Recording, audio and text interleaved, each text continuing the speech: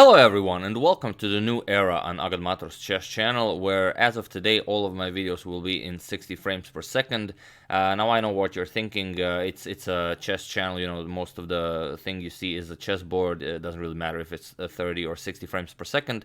Now I do agree, but then again, if I will be moving or maybe moving my hands or explaining something, then you will experience that in 60 frames per second. Or if I will be, you know, moving a piece in a weird way, then you will also enjoy that in 60 frames per second.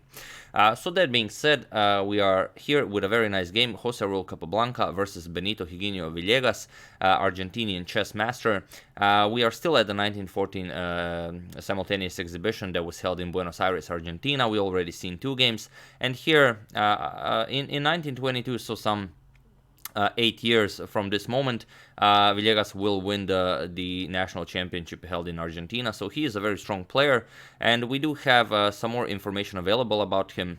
It is in the first link available in the description below, but it is again in Spanish, so if anyone can give us a hand. I know I can use Google Translate and just but sometimes Google Translate just translates it poorly, so I thought it'd be better if some of my native Spanish-speaking viewers would translate it, like maybe in a few words, and then just put it in the comment section where I will give it a heart or pin it so everyone can enjoy it.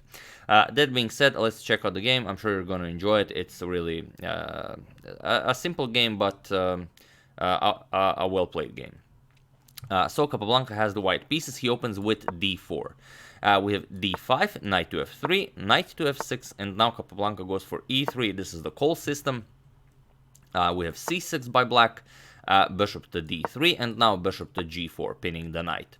We have c4, e6 by black. Now black has this very nice pawn structure, and the light square bishop is out of the pawn chain, so everything is well for black.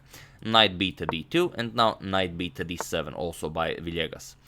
We have castles by Capablanca, bishop to e7, just developing, queen to c2, pressuring the h7 pawn, and bishop to h5. Black now wants to go bishop to g6 and trade off the light square bishop, as this queen-bishop battery is, well, very strong. We have b3 by Capablanca, preparing to develop the light square bishop, the dark square bishop via the b2 square. Bishop to g6, and now Capablanca just continues developing. He doesn't mind the exchange, nor can he avoid it. We have bishop captures, queen captures, and now Villegas just castles. So, for the moment, everything is perfectly fine. Villegas managed to trade off the light square bishop, which was his weak bishop. As you can see, all of his pawns are on light squares. He still has a dark square bishop here, so everything is in order for black. Rook 8 to e1. Capablanca develops the rook, and now queen to c7. Developing, maybe e5 will be an idea in the future, but also the rooks are now connected, and black can also start developing rooks. And Capablanca waits no longer. All of his pieces are in perfect squares. We have e4. And now black doesn't have to react to the e4 push, but then again, e5 is coming, so you will have to react to it. We have d captures on e4, knight captures on e4, knight captures, and now you could capture with the queen, but Capablanca has a different idea, and this idea is mostly the reason why I'm showing this game, as it's just a beautiful idea.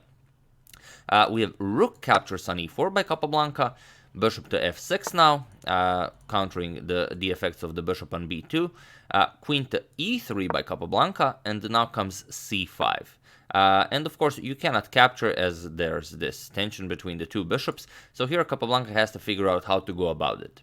Capablanca goes knight to e5, and here black just captures. C captures on d4. And now Capablanca's queen is under attack, but also there's a triple attack against his knight on e5. So feel free to pause the video here and try to figure out how Capablanca continued this game, as it's just a beautiful maneuver. I'll give you a couple of seconds as usual. For those of you who were able to do it, congratulations. You are an excellent, just an excellent player. And for those of you who just want to enjoy the show, here Capablanca played knight captures on d7. It's a wonderful idea, a wonderful queen sacrifice. And he didn't just play knight captures on d7. He played knight captures on d7 at 60 frames per second. That's really an excellent move. So what's the idea? If you capture the queen, obviously Capablanca had something in mind. You had to figure this out. If you decided to capture on d7, Capablanca's idea was knight captures on f6 with check.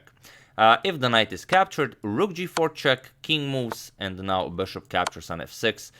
Just an amazing checkmate. And if you don't do it, for example, if you don't capture the knight, which leads to immediate checkmate, you could go king to h8. Then Capablanca's idea was rook to h4, again threatening rook captures on h7 with checkmate. And after you block it with h6, Capablanca's idea was rook captures on h6 with check.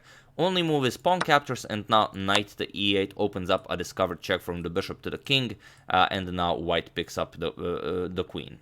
King g8, knight captures on c7, and here white has a knight and a bishop for a rook with a nicely winning position. Well, Capablanca would win it eventually. So, after knight captures on d7, Villegas decides not to capture the queen, but rather plays a queen captures on d7. And okay, now Capablanca can just trade down. We have bishop captures, and rook captures. So, although the material on the board is equal, Capablanca's advantage here is that he has 3 pawns on the queen side against 2 pawns on the queen side. So, this is something... well, something to look forward to, as the king will not be able to help out against the pushing of the pawns. Queen to c7, and now rook f to d1. Capablanca now controls the d file. We have rook f to d8. Black now wants to at least challenge Capablanca's control of the d file a little bit, and now just b4. As Capablanca has the advantage on the queen side, he now wants to push. He wants to play c5, and well, perhaps if black challenges would b6, create a passed pawn. We have rook captures on d4, and now queen captures on d4, controlling d8 square. Now rook to d8, sorry about that, now rook to d8 will not be a possibility. We have b6 by black, and now g3 first. We have rook to c8 now, attacking Capablanca's pawn on c4, and now rook to c1. So okay, for the moment Capablanca had to leave his control of the d file, but it doesn't matter. We have rook to d8, attacking the queen, and queen to e3. Still, Capablanca's plan is to push c5 and create a passed pawn. We have king to f8, black starts improving the position of the king, and now c5. B captures on c5 is played, and now Capablanca doesn't immediately... sorry about that, recaptures on c5, but first queen to e4. And now, well, you could say that queen captures on h7 is a threat, but if black decided to push the pawn or something, you can't capture because you lose the queen. The rook would capture the queen, but here you could push the pawn, let's say on c4, but that doesn't really do anything for you. So here black just tried, if you play something like g6, then Capablanca just recaptures, and he claims that he has a passed pawn and a better position. Here black played rook to d5, and now comes b captures on c5. Queen captures on h7 isn't all that impressive, as black just goes queen to d7, and it will be very hard for white to look for any advantage. If you capture, rook d1 check, captures, and now you will have a very hard time getting out of all the checks. Let's say king g2, now you can go queen d5 check. If the king goes back, you just continue checking him on the first rank, and if f3, then again you can capture on a2, create a passed pawn of your own on a7, and after the king moves, you can go queen back to d5, prevent the d5 pawn, the c5 pawn from marching forward, and also you can now start pushing your own pawn forward. So after rook to d5, Capablanca just plays pawn captures on c5. Pawn captures on c5, and now we have g6. Notice that you still cannot capture on c5. If you play rook captures on c5, then you get this problem. You get queen to b4, pinning the rook because the king is now on f8 on a dark square, and here you would just lose a whole rook. So here it is impossible to capture it. Here black played g6. Guarding and also making some room for the king. You cannot capture on h7 anymore. And here we have a very nice move by Capablanca, just c6. You have a passed pawn, just push your passed pawn. King to g7 is played, and now comes a4 by Capablanca. And here his opponent played rook to d6. Rook to d6 seems like a very nice idea because, well, the queen and rook have to constantly keep an eye on the c6 pawn, otherwise you're going to lose it. But, well, that's often the case in chess. You know, things aren't always as they seem. So once again, feel free to pause the video here and try to find the winning move for Capablanca.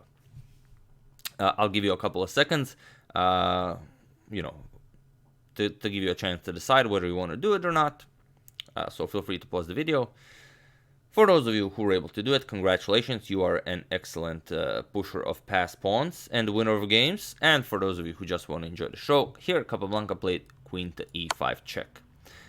His opponent played f6, seems like everything is fine, but now comes the move you had to see.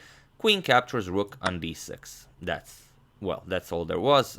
His opponent captured the queen, Capablanca pushed c7, and it was in this position that his opponent Benito, Higinio, Villegas resigned the game on move 34. As there is nothing to do, next move, Capablanca will just push the pawn to c8, and he will grab yet another queen, he will be up a rook, and have a completely winning endgame. So yeah, a wonderful game by Capablanca. Just, you know, there's especially that attempt at a queen sacrifice, and then even though he wasn't able to sacrifice the queen then, he managed to do a temporary queen sacrifice now, you know, just to amuse the viewers.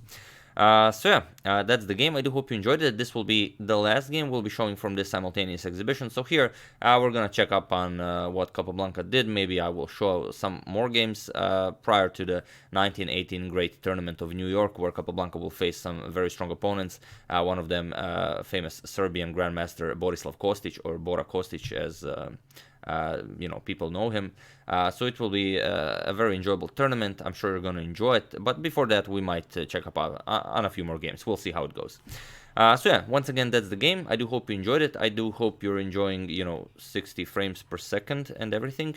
You know, do comment on that if it's at least a bit more enjoyable. I doubt it's like twice as enjoyable, but it might be a little bit more enjoyable. And yeah, I would like to thank Remy Joris, Mario Encinosa, Alexandru Gyurka, Wolf von Wellern, and Paul Staples for their contribution to my channel. Thank you a lot, I really appreciate it. As usual, you can check two of my previous videos here. Thank you all for watching, and I will see you soon, hopefully with some more interesting content. Thank you all, and I'll see you soon.